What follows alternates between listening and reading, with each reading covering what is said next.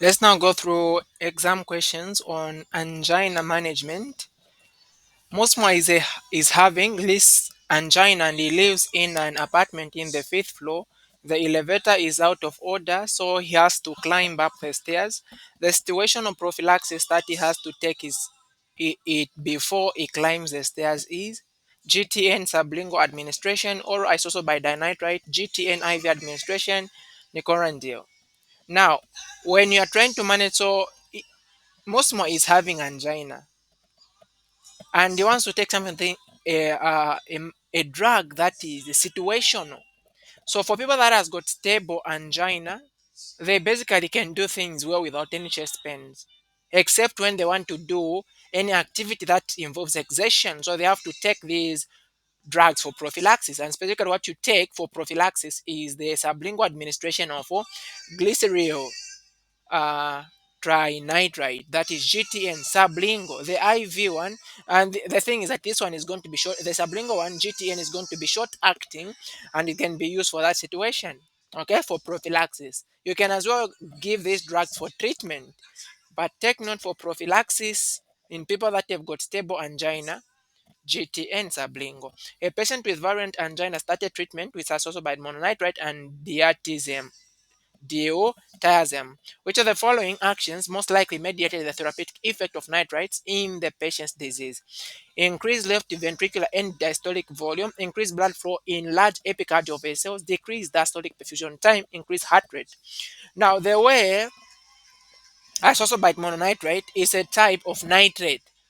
Okay, the way these drugs work is number one, they decrease, they are going to cause relaxation of blood vessels, thereby causing dilatation. And those dilatation of blood vessels, both the venules or the veins and the arteries, but they cause dilatation of the veins more than the arteries, and that results in the reduction of preload and afterload, thereby reducing oxygen demand to the myocardium.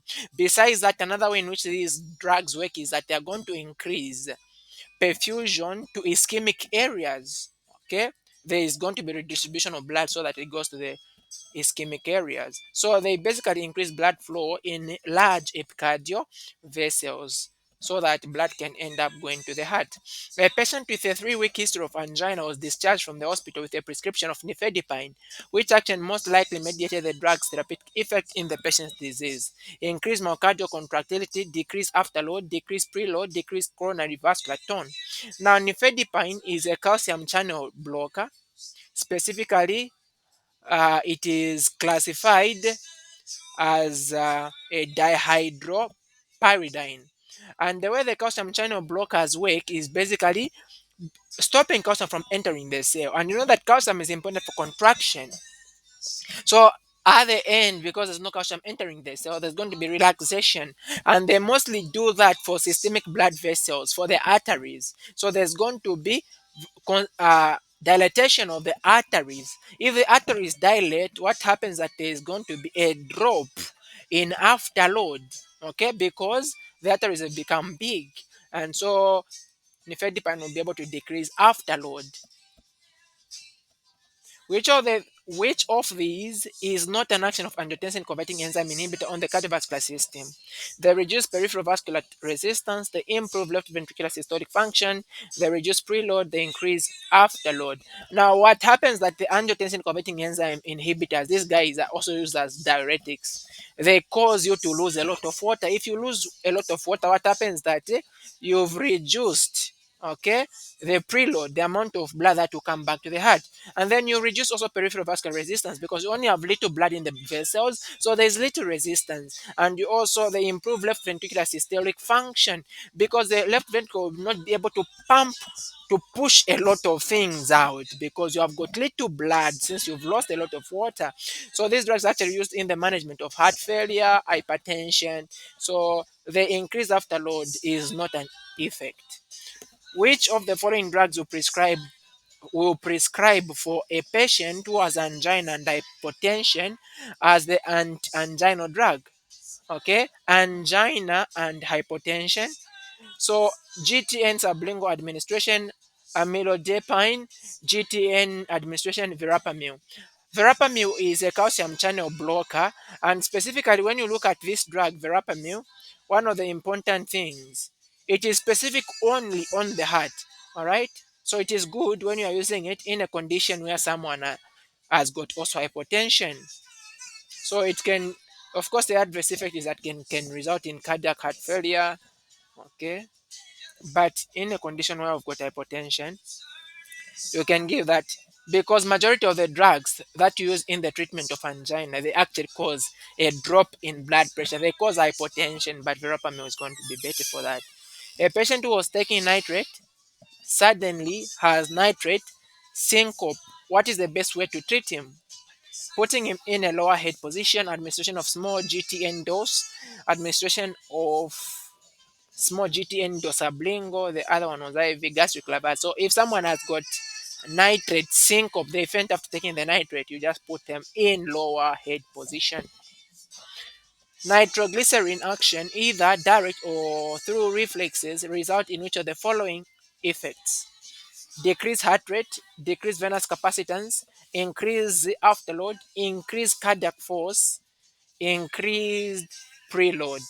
Now, nitroglycerin is a nitrate. The nitrates, they decrease afterload, they decrease preload, and thereby they will decrease the oxygen demand of the myocardium. Okay, they are decreasing oxygen demand, but then there is increased cardiac force. There is demand, but the force is increased. There's an increase in the heart rate. So, what are the effects of nitrites? There is a decrease in demand of oxygen. Not really decrease in demand, but there is a decrease. Yeah, there's a decrease in demand of oxygen, and there is going to be redistribution of blood to the areas that are not receiving blood. Now, this is happening is that the blood vessels are going to dilate very much. But take note that there is increase in heart rate. It's and how does this happen? It is a reflex.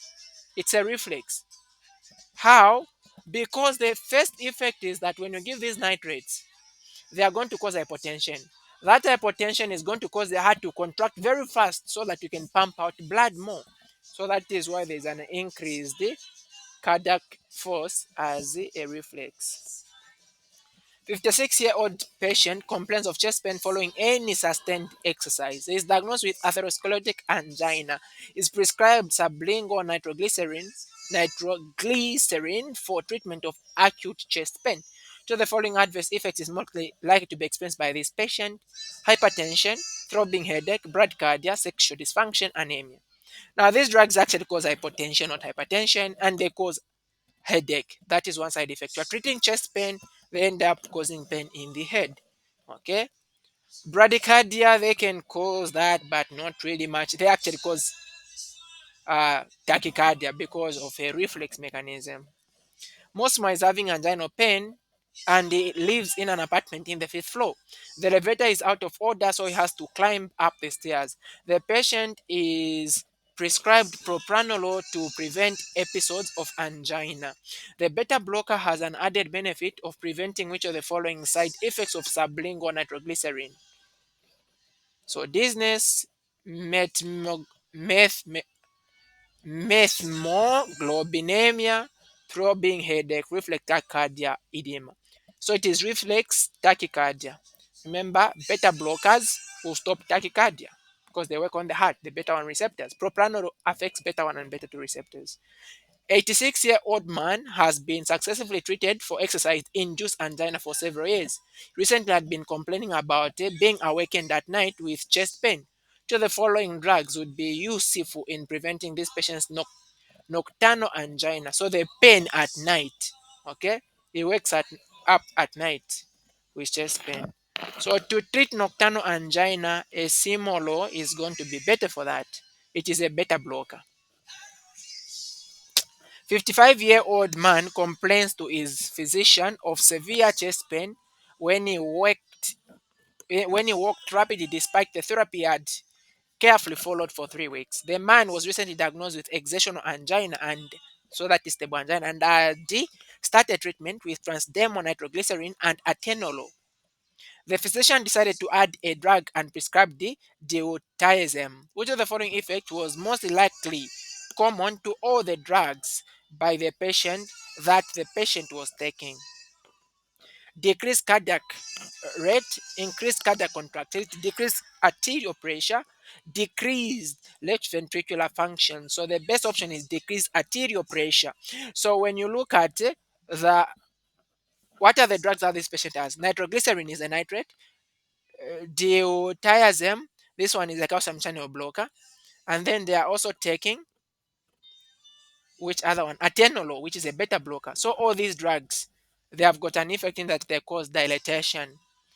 For beta blockers, they'll cause dilatation more of the arteries.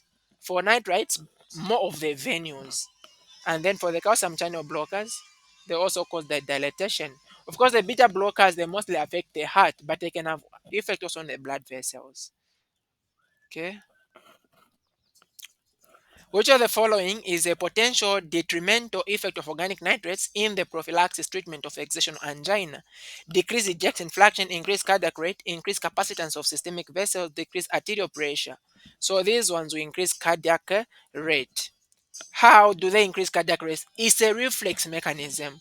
Remember, when you give these drugs, the first thing is that they're going to cause a drop in blood pressure, but as a reflex mechanism, there is going to be tachycardia. A 57-year-old man complained of dizziness and palpitation shortly after taking a tablet of his prescribed medication. The man was recently diagnosed with variant angina for which he had taken an appropriate therapy 4 days earlier. Which of the following action most likely cause the patient's symptom? What symptoms does the patient have? Dizziness and palpitations. So what can cause dizziness and palpitation? Decrease total peripheral resistance, coronary vasodilation, increase venous return to the heart, decrease myocardial contractility. So here, what was going to happen is you have given a drug and they have got dizziness and palpitations. This is tachycardia. Now remember the drugs that you used for the treatment of angina, they basically are going to reduce on workload or increase the blood supply to the heart. So if there is a reduction in workload, what really happens is that there's going to be decreased total peripheral resistance so that a lot of blood can now, if there's a decrease in total peripheral resistance, what happens that blood can now move at a low pressure. And for low pressure, what happens is there is not enough blood going to the brain, dizziness. And then the heart itself, where there is a drop in pressure to want to compensate so that you increase the pressure. So there's going to be a fast rate. That those are the palpitations. Okay. Complete the following table regarding the mechanism of action of for these drugs. So for receptor mediated, write a molecular mechanism. As also by dinitrate, what is the mechanism? Amyodipine carvedilo. What are the mechanisms? So isosobide dinitrate, this is an organic nitrate.